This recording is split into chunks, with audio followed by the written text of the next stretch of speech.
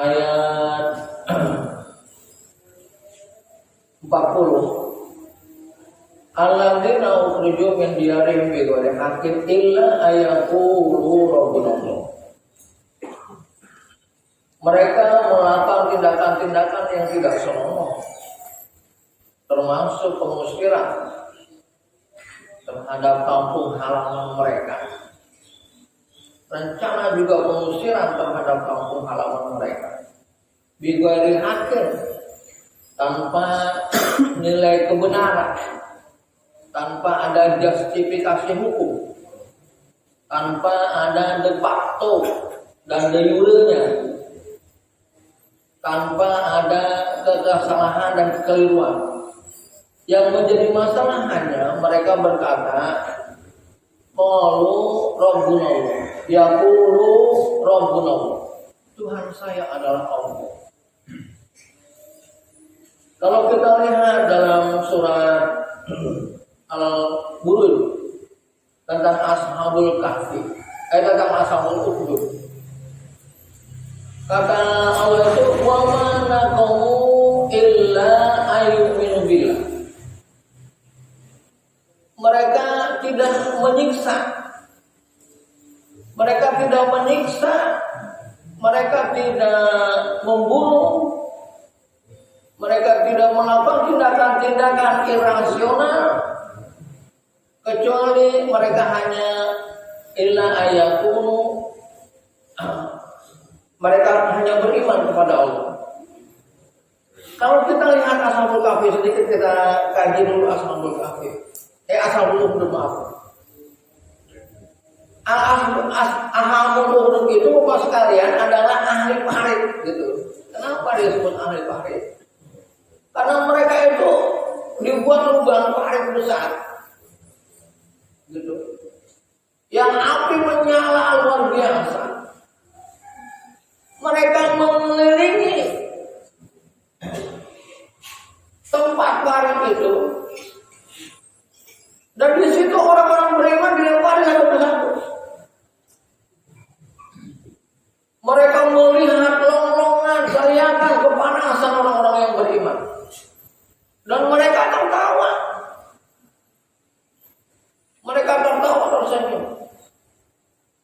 Nah, Ashabul Ukhdud ini tidak hanya terjadi sekali. Terjadi dari berbagai nabi. Umpama Nabi Ibrahim di Irak, kejadian. Nabi Musa di Mesir. Juga di Yaman sebelum turunnya Nabiullah Muhammad SAW. Jadi perilaku mereka terhadap orang-orang Islam memang luar biasa. Suatu contoh realistis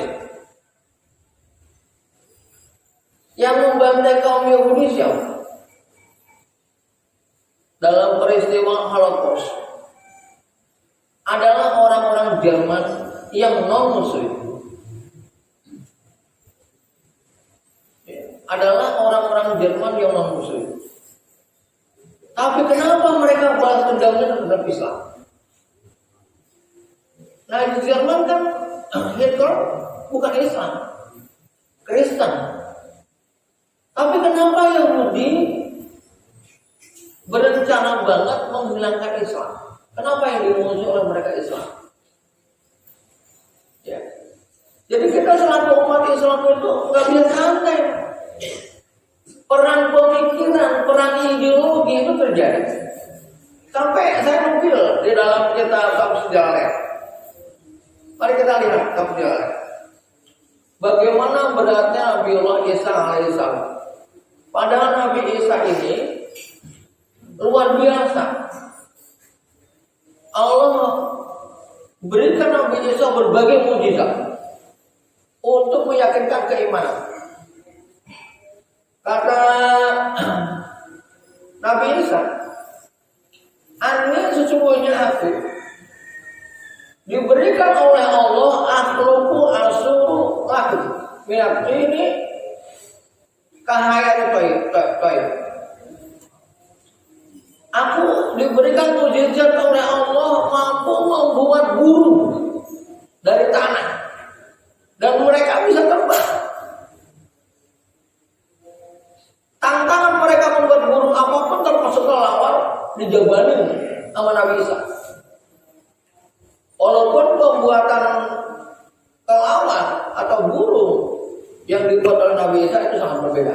Dalam artian kalau burung yang dibuat oleh Nabi Isa terbang tinggi, setelah tidak kelihatan mereka jatuh dan mereka akan kembali di depan orang-orang Bani Israel. Ya. Bahkan tidak hanya membuat burung, Pak. Wa umri'u akmaha wal absar wal abros. Ya. Padahal akmaha yaitu wulida amat yang dilahirkan sejak lahir, buta sejak lahir, dan abros penyakit kusta. Itu adalah penyakit yang belum ditemukan obatnya waktu itu. Sekalipun Nabi Isa hidup dalam zaman kedokteran yang canggih. Bahkan Nabi Isa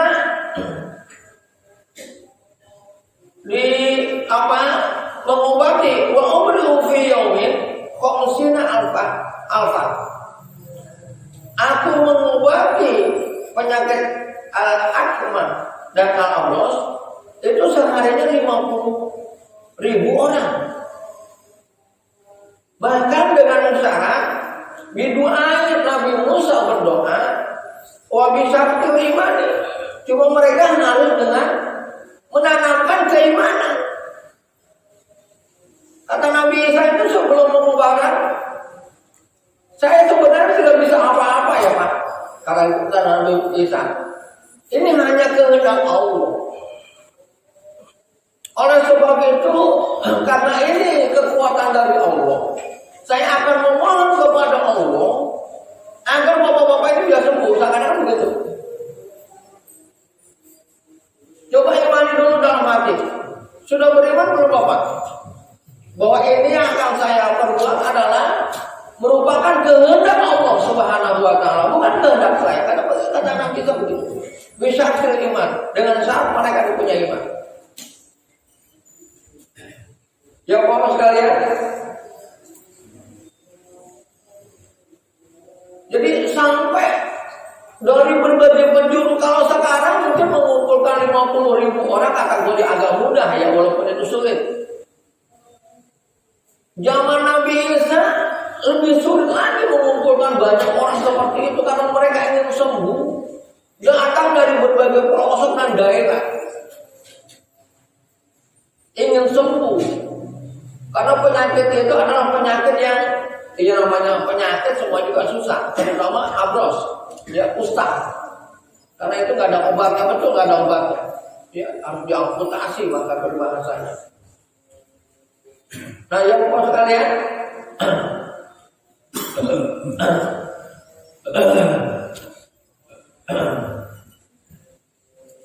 bahkan Nabi Isa yang berbahagia.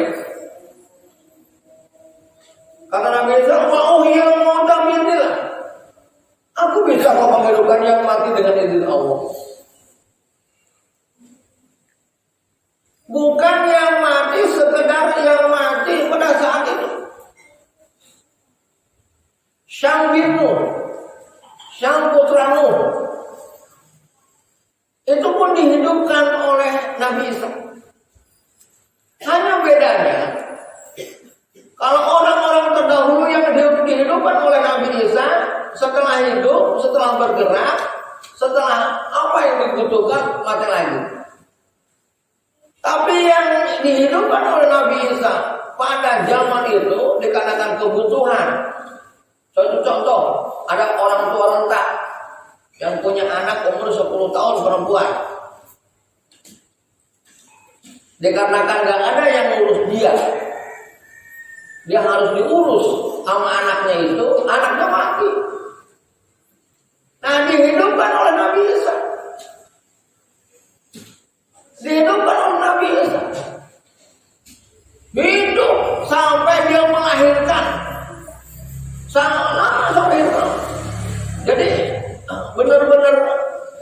dari Allah. Bahkan tidak hanya itu sekalian. Nabi Isa itu bisa nabi hukum bima takuluna wa tadakir. Aku bisa tahu apa yang kamu makan dan apa yang kamu taruh di rumah, yang kamu sembunyikan di rumah, yang ada di rumah kamu. Wa tadakir. Nabi Isa itu kamu bakal makan apa? Akan makan apa kamu dan lain sebagainya, itu bisa sampai seperti itu. Seluruh mujizat yang diberikan Nabi Isa, yang diberikan kepada Nabi Isa, itu tidak lain dan tidak bukan agar mereka memahami bahwa mujizat itu dari Allah. Keluar biasaan itu dari Allah, bukan dari mereka, bukan dari Nabi Isa, seakan-akan begitu. Tapi apa jamaah yang terjadi? Nabi Isa sudah membuktikan dakwah yang seperti itu. Nabi Isa sudah melakukan tindakan-tindakan yang bahasa manusianya mukjizat, mengalahkan rasionalitas saat itu, memperlihatkan keagungan Allah Subhanahu wa Ta'ala saat itu. Mereka tingkah laku mereka kepada Nabi Isa, falamma ahassa alima Isa minhumul kufra wa aradu qatlahu qala man ansari ilallah. Jangankan terima kasih, Pak. Jangankan mau mengikuti keimanan yang dibawa oleh Nabi Isa. Mujizat itu hanya sekedar jalan untuk menuju keimanan. Jangankan mengikuti jalan yang dibawa oleh Nabi Isa, mereka malah menginginkan untuk membunuh Nabi Isa. Punya rencana untuk mengadakan pembunuhan kepada Nabi Isa. Yang akhirnya terpaksa Nabi Isa membuat barisan, membuat komando agar kita siap berjuang di jalan Allah. Apa daya, apa daya. Pengikut Nabi Isa hanya 12 orang. Kaum Hawariyun itu hanya 12 orang. Yang mengikuti Nabi Isa cuma 12 orang. Ya kan nggak bisa seakan-akan. Jadi raja waktu itu Herodus itu membuat intimidasi yang luar biasa kepada masyarakat. Yang akhirnya mereka tidak berani untuk mengikuti Nabi Isa alaihissalam. Bahkan dari yang 12 itu, satu itu penjilat, Pak. Penjilat yang menginformasikan keberadaan Nabi Isa alaihi salam. Ya. Karena dia penjilat, seakan-akan tahu keberadaan Nabi Isa, entah kenapa. Dia memberanikan diri terlebih dahulu untuk mengejar Nabi Isa. Yang akhirnya Allah serupakan dia dengan Nabi Isa alaihissalam. Pas diserupakan dengan Nabi Isa alaihissalam, mereka alhamdulillah seakan-akan begitu. Isa keluar juga, ditangkaplah dia, disaliblah dia. Jadi yang disalib itu bukan Nabi Isa dan lain sebagainya. Nah, kalau kita analisa ini, dakwah sudah sedemikian rupa. Dakwah sudah sedemikian rupa, tapi tetap umat Islam itu dimusuhi. Kenapa? Karena umat Islam tidak pernah setuju dengan kezaliman. Sedangkan manusia berbuat zalim itu senang, berbuat aniaya itu senang. Ini jadi masalah.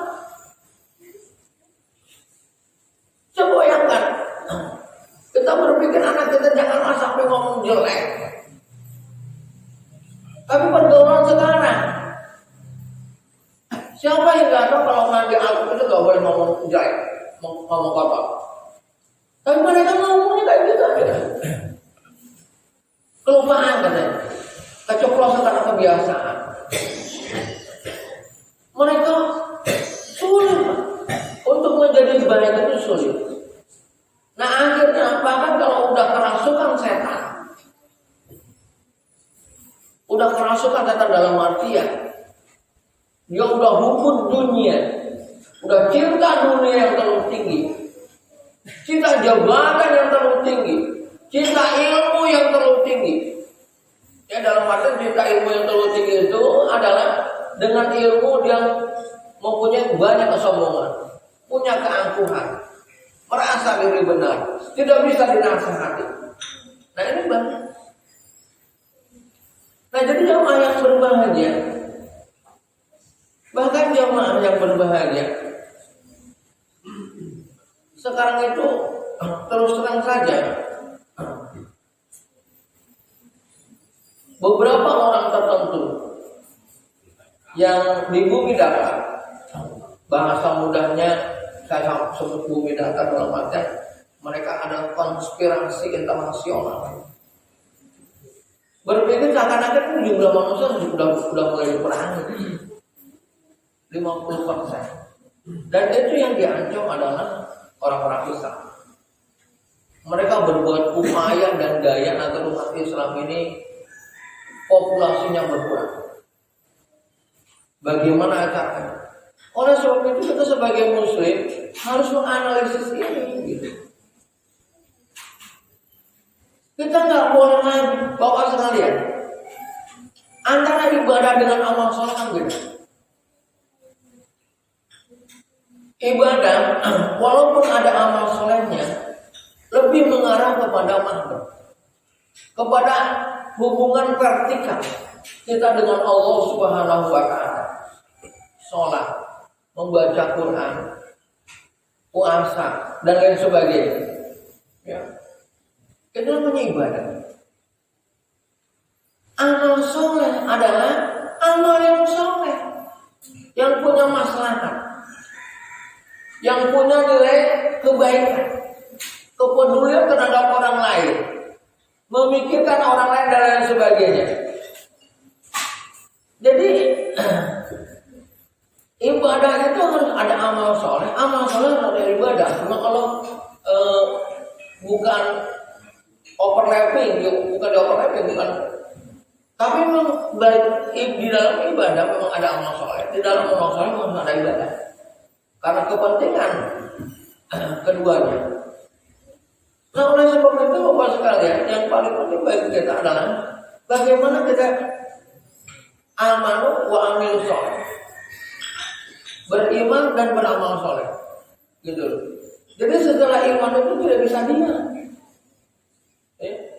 Setelah iman itu kita tidak bisa diam. Kita harus berusaha banget. Bagaimana kita mempunyai nilai manfaat. Dan umat Islam itu coba yang berbahagia. Kenapa umat Islam itu wajib mendoakan sama muslim? Umpamanya kalau kita khutbah atau kita doa, itu sebaiknya harus ada Allah maghfiril muslimin wal muslimat, atau Allahumma ja'al ummatan sayyidina Muhammad ummatan wahidah, umpamanya dan sebagainya. Kenapa kita harus mendoakan? Bahkan tidak sahabat ini ketika tidak mendoakan kaum muslimin dan muslimat. Artinya umat Islam itu sangat peduli dengan kehidupan umat Islam sesama kita. Karena umat Islam itu umat yang terbaik, Pak. Umat yang baik. Mereka zalim, gak mau menganiaya orang lain, gak mau menyakiti orang lain, gak mau makan harta orang lain, gak mau, bahkan lebih mau memikirkan orang lain daripada memikirkan diri sendiri. Ica jangan ngobrol, mendengarin Ica. Gak boleh ngobrol. Siapa yang ngobrol? Ya yang ngobrol di luar. Gak boleh ngobrol, belajar gak dengerin. Ya. Jadi Bapak sekalian, umat Islam itu harus peduli dengan sesama. dinamakan umat Islam itu umat yang baik. Istilah kata kalau itu orang lain ingin dikeluarkan aja. Bahkan umat Islam itu kadang-kadang lebih mencintai orang lain daripada dirinya sendiri. Itu sering diperlihatkan oleh para sahabat atau orang-orang saleh sekalipun. Ya, dan lain sebagainya. Itu seperti itu. Nah, sedangkan orang yang gak mendasarkan diri kepada keagamaan, ya Allah Pak, makan riba, bahkan kalau kita lihat harga gitu, bisnis yang mereka lakukan, mereka udah gak mikir halal apa haram. Selama ada untungnya kerjain. Kadang-kadang begitu. Kalau masih ada untungnya kerjakan. Allahu Akbar. Merugikan orang lain, biarin. Merusak orang lain, merusak kesehatan orang lain, biarin. Jatuh warna dipakai. Lalu sebagainya saya silakan Bapak itu analisa aja lah. Ya, ini akan merusak peribahasa tatanan kehidupan, ada tatanan ekonomi sendiri. Ya, itu biarkan. Ada makanan yang ini harganya 1.000 tapi banyak banget, gede banget. Yang masyarakat tentu saja tidak bisa. Ini rasanya enak banget dan lain sebagainya. Masyarakat untuk membuat makanan seperti itu nggak bisa. Akhirnya apa? Anak-anak jajan ke yang seperti itu. Padahal produksi seperti itu membahayakan. Setelah dikaji di laboratorium, dan sekarang sekolah-sekolah hampir jarang mempunyai laboratorium dan jarang dipakai untuk melihat kandungan ini ada apa, kandungan ini ada apa. Itu sudah jarang. Ya. Ketika saya di SMA 3 masih jarang seperti itu. Jadi anak itu beli makan apa, kemudian dicek di laboratorium. Jadi kandungannya berbahaya atau tidak. Tapi sekarang sudah jarang sekali dilakukan hal-hal seperti itu. Ya. Kalau dulu kan ada informasi dari teman-teman jangan makan ini dah, ini kandungannya ini banyak banget bahaya. Ya. Nah jadi beda Pak orang yang beriman dengan kita. Oleh sebab itu ketika mereka melampiaskan nafsu hewaniannya, nafsu setaniannya, itu memang harus menyingkirkan umat Islam. Ya. Makanya bahaya banget bagi ulama-ulama yang mata duita atau sekedar mencari popularitas. Mereka akan dimanfaatkan. Karena sejatinya Islam gak pernah kalah Pak. Sejatinya umat Islam itu gak pernah kalah. Kenapa umat Islam gak pernah kalah? Jihad dalam Islam pahalanya besar. Mati syahid ditunggu oleh surga. Jadi umat Islam itu gak pernah takut dengan mati. Tidak pernah gentar. Wala yakhafuna, tidak pernah takut. Walahum yahzanun, tidak pernah gentar dalam membela agama. Saya sekalipun umur 60 tahun, kalau ada memang jihad, betul-betul jihad demi kepentingan agama, saya harus turun. Saya ingin mati syahid. Dosa saya banyak, ngapain lagi? Saya disuruh nggak bisa. Saya kalau masih istilahkan ada kesempatan, peribahasanya memegang senjata dan berperang dengan orang-orang yang memang zalim, dengan orang-orang munafik. Orang munafik itu ada saatnya diperangi banget. Mereka harap darahnya.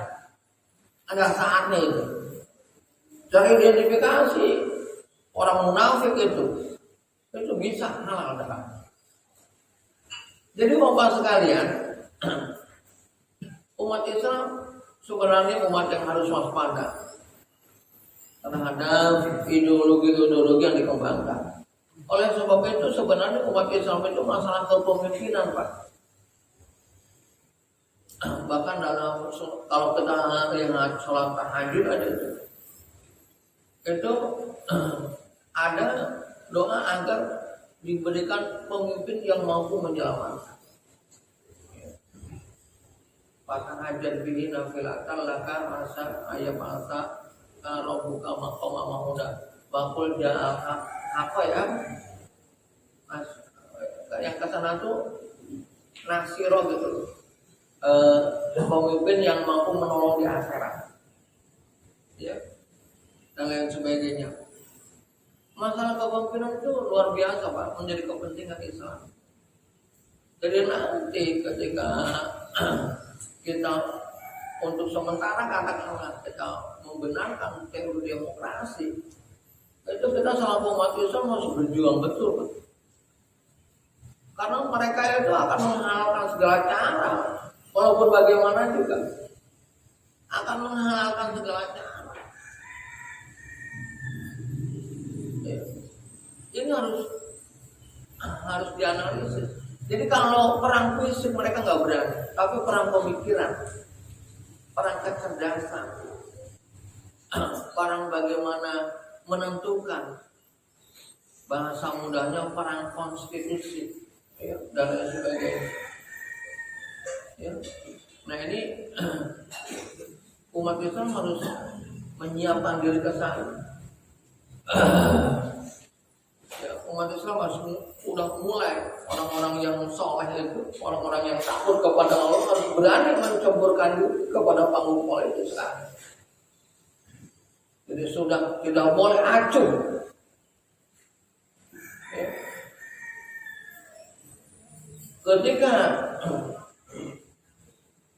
Ketika kita diturunkan oleh Allah, Allah mengharapkan kita itu menjadi khalifah untuk mengatur bumi ini, dunia ini. Jadi khalifah itu bukan orangnya Pak. Kerjaan kita dalam mengatur kehidupan ini. Kita yang harus mengatur hidup ini. Ya. Oleh sebab itu, bagaimana ke depan ini umat Islam ahli ibadah juga ahli amal soleh. Ya, dalam artian ahli ekonomi maupun ahli politik. Ya. Jadi tidak ada jalan lain, harus ahli politik atau ahli ekonomi. Gitu. Umat Islam harus menguasai ekonomi dan menguasai politik. Ketika politik dikuasai oleh mereka itu bahaya, apalagi ekonomi juga. Ya. Kita sangat paham Belanda dulu datang ke Indonesia itu karena kekayaan alam Indonesia. Alam Indonesia kayanya luar biasa. Akhirnya menguasai sampai 350 tahun. Nah ini pengalaman. Ya. Umat Islam jangan lagi mau dijajah oleh asing dan asing. Ya. Kita harus bangkit ya. Bapak sekalian mohon maaf, silahkan dikaji dengan baik. Kita selaku muslim ini punya tanggung jawab sosial cukup tinggi, baik, sangat tinggi bahkan. Jangan kita lari. Islam itu bagaikan orang Islam itu membawa agama, bagaikan membawa bara api. Ini mungkin sering kita dengar. Jadi kita membawa agama itu bagaikan memegang bara api. Kalau kita pegang panas, tapi kalau kita buang padam, jadi seakan-akan begitu. Jadi berat banget. Oleh sebab itu, bagaimana kita nggak mengambil bagian ini? Dakwah kepada anak-anak kita mengadakan pengajian remaja bareng-bareng gitu loh ya. Terus kita bina dengan baik. Siapa yang pakar ekonomi bicara pakar ekonomi. Ya, siapa yang ahli politik bicara ahli politik kepada remaja-remaja kita. Jadi kita belum melangkah ke sana jauh. Ya. Saya kadang-kadang ingin bagaimana mulai. Ya, cuma bagaimana saya hanya karena halusinasi doang, ya, tapi belum bisa kita kembangkan. Karena kita harus Pak, remaja-remaja kita berpikir politik, berpikir ekonomi, realistis dan lain sebagainya. Karena kalau kita itu kan semangatnya jauh, Pak. Kalau remaja itu udah nggak mikir panjang, dia tawuran. Tawuran itu coba lihat, wah mereka kalau disuruh jihad coba akan lebih luar biasa. Saya yakin. Ya, semangatnya akan luar biasa. Ya, karena kenapa mereka ini energinya nggak tersalurkan. Ya, tidak tersalurkan melalui pencernaan ilmu maupun. Jadi mereka mencari bentuk. Baik Bapak sekalian, saya tidak panjang kali. Mudah-mudahan ini menjadi pelajaran penting bagi kita. Mudah-mudahan hari esok ini Islam semakin jaya, semakin luar biasa, semakin menjadi harapan Allah Subhanahu wa taala. Dan kita mampu berperan seperti itu. Bila taufiq hidayah wal inayah wal afu minkum alfa